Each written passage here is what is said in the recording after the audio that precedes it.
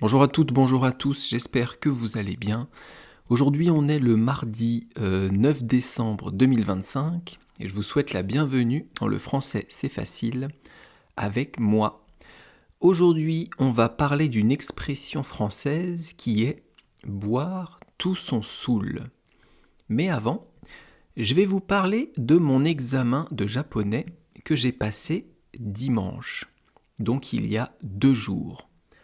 Peut-être que vous avez déjà passé un examen dans une langue qui n'est pas votre langue maternelle, peut-être même un examen de français, et ça va peut-être vous rappeler des souvenirs. Donc, l'examen que j'ai passé dimanche avait lieu à 2 heures de train de chez moi, dans une ville qui s'appelle Bordeaux. Moi, j'habite dans le sud-ouest de la France, près de la mer, près de l'océan plutôt. Et donc je mets 2 heures de train pour aller un peu plus au nord, à Bordeaux. Donc je me suis levé, je suis parti, j'ai pris le train. Après j'ai dû prendre le tramway. Et je me suis retrouvé à l'examen, ou plutôt au lieu où je devais passer l'examen, à l'université Montaigne de Bordeaux, eh bien, je suis arrivé juste à l'heure. On avait rendez-vous à 11h30 pour commencer l'examen à 12h30. Et cet examen que j'ai passé, c'est le 3e niveau. Ça s'appelle le Japanese Language Proficiency Test, JLPT N3, que j'ai essayé de faire, que j'ai passé. Et donc, j'arrive à 11h30, on attend un peu, ils ouvrent les portes, franchement, il y avait pas mal de monde. Et là commence la fouille des sacs et la vérification d'identité de chaque personne et vérifier si chaque personne avait bien son voucher, comme les billets d'avion, mais là c'est pour passer l'examen, afin que ce soit évidemment la bonne personne qui passe l'examen, pour éviter la triche. Donc je patiente dans la queue, j'attends, je stresse un peu parce que je ne sais pas si je suis tout à fait prêt pour réussir cet examen. Finalement, c'est mon tour, je passe les contrôles, je laisse mon sac dans une salle et je m'installe dans la salle de l'examen. Pour passer le JLPT, on a droit d'amener dans la salle que des crayons de papier, une gomme sans étiquette, une bouteille d'eau sans étiquette. Et c'est tout. Pas de téléphone évidemment, pas de trousse, pas de taille-crayon, rien du tout. J'imagine qu'il a dû y avoir beaucoup de triches à cet examen pour qu'ils en arrivent à des mesures aussi importantes. Donc les seules choses qu'on pouvait amener, crayon de papier, gomme sans étiquette, pas d'étiquette sur la gomme, et une bouteille d'eau, là encore, sans étiquette. L'examen s'est divisé en 3 parties. La première, c'était du vocabulaire et de la compréhension de kanji. Les kanji, ce sont des idéogrammes, des dessins qui représentent en japonais des mots, des parties de mots ou des idées. Ça, c'est la première partie. Après, on a eu une petite pause et ensuite, deuxième partie. Grammaire, compréhension écrite. Alors là, j'ai galéré. Autant la première partie, ça a été, je pense que je me suis plutôt pas mal débrouillé, c'était pour moi le plus facile, mais la deuxième partie, on avait, je crois, 110 minutes, ça fait donc 1h50, et c'est passé très très vite. Le surveillant a dit, à un moment donné, il vous reste 5 minutes. Je n'avais pas du tout fini. Il y a toute une page à la fin que je n'ai pas eu le temps de lire. J'ai même pas eu le temps de la lire. Pourtant, j'ai l'impression que je lis du japonais pas trop lentement. Alors, c'est pas ma langue maternelle, donc je mets un peu de temps, mais j'ai l'impression que je lis plutôt bien. Mais là, j'ai pas eu le temps de tout lire, c'est incroyable. La dernière partie de la compréhension écrite, j'ai mis au hasard. J'ai mis les réponses sur la feuille au pif, au hasard, parce que je n'ai même pas eu le temps de lire. Donc soit je ne lis pas assez vite, et à ce moment-là, je vais m'entraîner pour lire plus vite, soit cet examen est fait avec beaucoup de questions dans le temps imparti, pour justement voir qui arrive à gérer la pression. Alors, je ne sais pas lequel des deux est la vraie solution. Peut-être un mélange des deux. Peut-être je ne lis pas assez vite et qu'en plus il y avait beaucoup de questions. Et la troisième partie, et la dernière partie, c'était de la compréhension orale. En fait, les surveillants passent un audio, un fichier audio avec, je ne sais plus, 45 ou 50 questions. On écoute les conversations, on écoute ce que l'audio nous dit, et on doit répondre au fur et à mesure en cochant les cases. Je ne sais pas si je vais l'avoir. Je pense que ça va être assez chaud. Si je l'ai, c'est pas de beaucoup. Donc, je ne sais pas. Je vous dirai ça fin janvier, début février, puisque c'est à ce moment-là que j'aurai les résultats sur Internet. Bien sûr, je vous tiendrai au courant, même si ça ne vous intéresse pas. Mais moi, ça m'intéresse d'en parler. Et après, je suis parti prendre un café, un petit goûter. J'ai repris le train pour rentrer chez moi. Et voilà. Et j'étais crevé. De faire 4 heures d'examen, ça m'a épuisé mentalement. C'est pas une fatigue physique, c'est une fatigue mentale. Dans la tête, de lire une autre langue pendant des heures en étant concentré, d'écouter une autre langue en étant concentré, ça fatigue beaucoup. Alors où je veux en venir avec tout ça ? Bien sûr, j'aime bien vous parler de ce qui m'arrive. Ça vous permet, vous, d'écouter du français et moi, de parler tout seul. J'aime bien. Mais ça permet aussi, surtout, de faire un rapprochement pour vous avec le français. Est-ce que vous aussi, quand vous lisez du français pendant longtemps, ça vous fatigue ? Est-ce que quand vous écoutez du français pendant longtemps, ça vous fatigue ? Si c'est le cas, alors il faut faire petit à petit. Il faut lire un peu, s'arrêter et recommencer le soir ou le lendemain. Ce n'est pas la peine de lire pendant 30 minutes, 1 heure, 2 heures un livre en français ou une bande dessinée si ça vous fatigue de faire ça.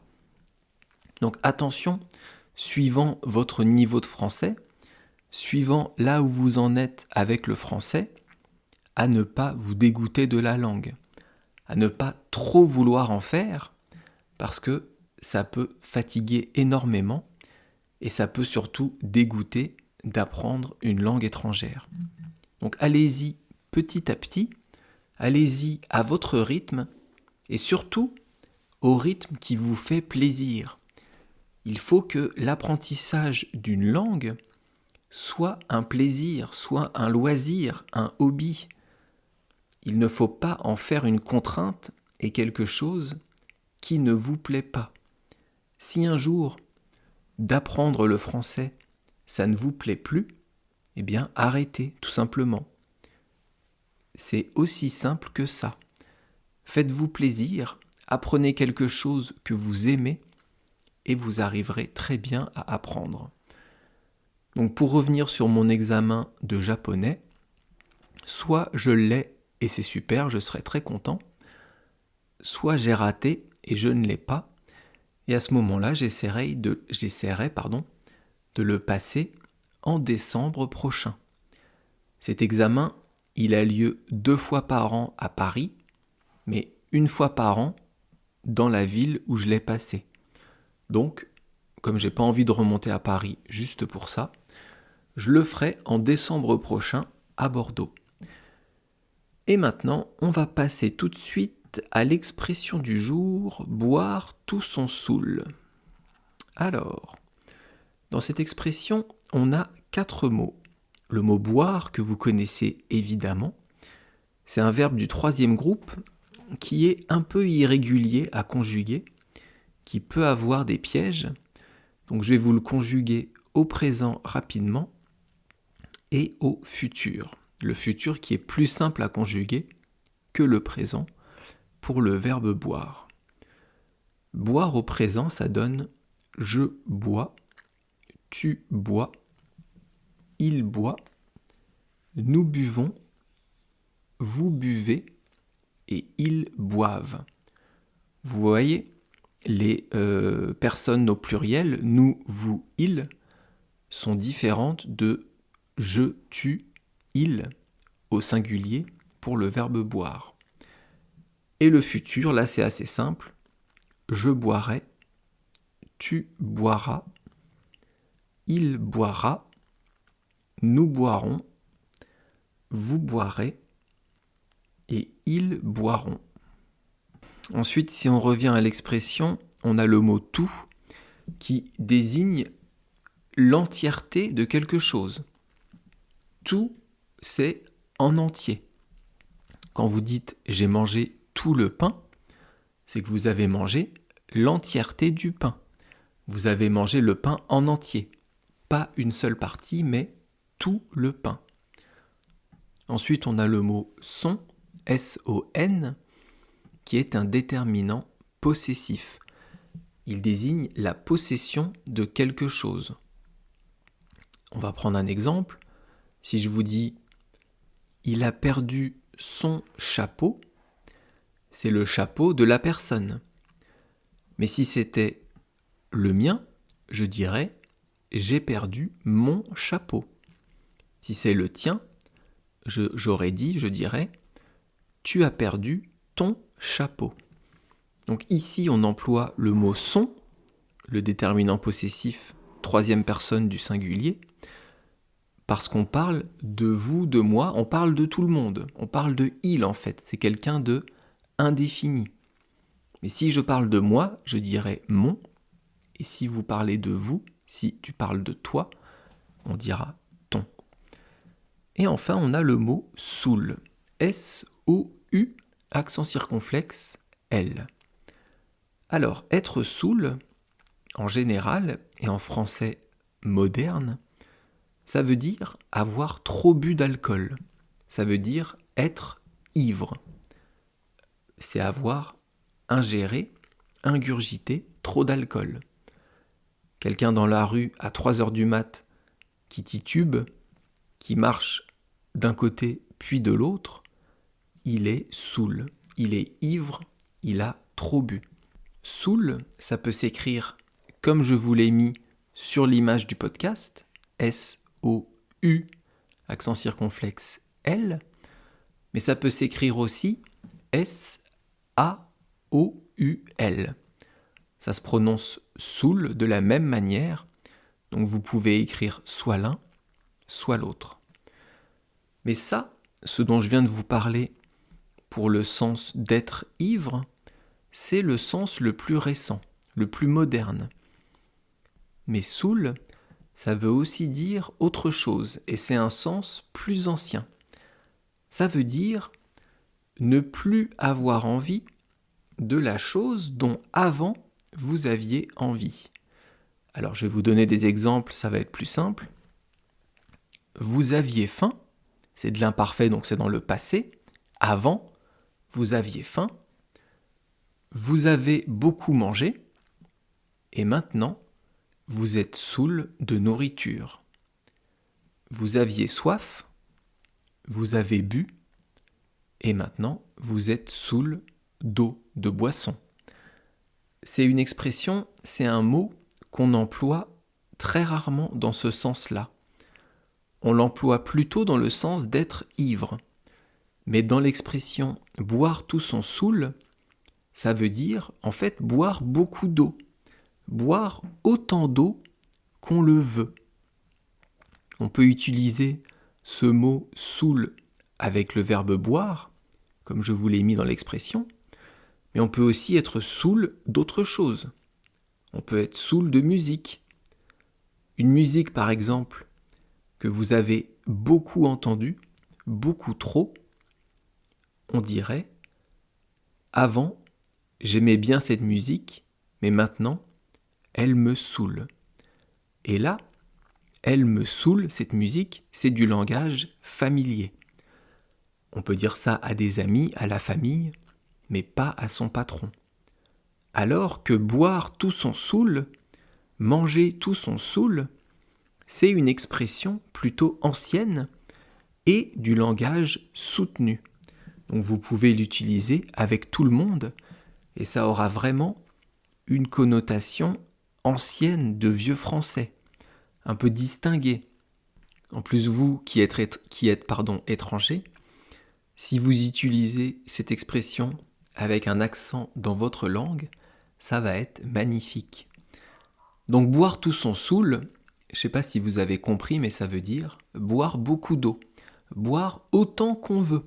Ça peut être de l'eau, du jus de fruits, ça peut être de l'alcool aussi, mais dans l'expression boire tout son saoul, on ne fait pas forcément référence à l'alcool. Alors que être saoul, juste comme ça, là, on parle d'alcool. On peut dire aussi avoir bu à satiété. Satiété, c'est un mot un peu compliqué pour dire que vous avez assez bu, que vous avez assez mangé. J'ai bu à satiété, j'ai mangé à satiété. Alors, vous allez me dire, mais quand est-ce que je peux utiliser une expression comme ça ? Eh bien, par exemple, vous avez un ami qui a fait une compétition sportive, de course à pied, de vélo, de badminton, de ce que vous voulez. Il a beaucoup transpiré, il s'est beaucoup dépensé, et à la fin, vous pouvez lui dire « Allez, c'est bon, maintenant, tu peux boire tout ton saoul. » Ça voudra dire « Allez, vas-y, bois autant que tu veux, maintenant que tu as fini ta compétition, fais-toi plaisir et bois beaucoup d'eau. » En anglais, on dit simplement « To drink as much as you want », boire autant d'eau, ou d'autres choses d'ailleurs, que vous le voulez.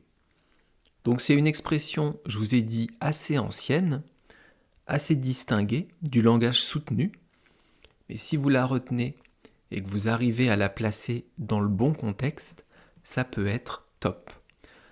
Demain, on fera une nouvelle expression française où il y a juste 2 mots, et ces 2 mots, ce sont « devenir chèvre ». Alors, ça veut dire quoi, devenir chèvre ? Est-ce que quelqu'un va se transformer en chèvre ? Peut-être, peut-être. Écoutez demain pour savoir. D'ici là, je vous souhaite une bonne journée, une bonne soirée, une bonne nuit. Et je vous dis donc à demain. Bye bye, hasta luego. Matane minasan.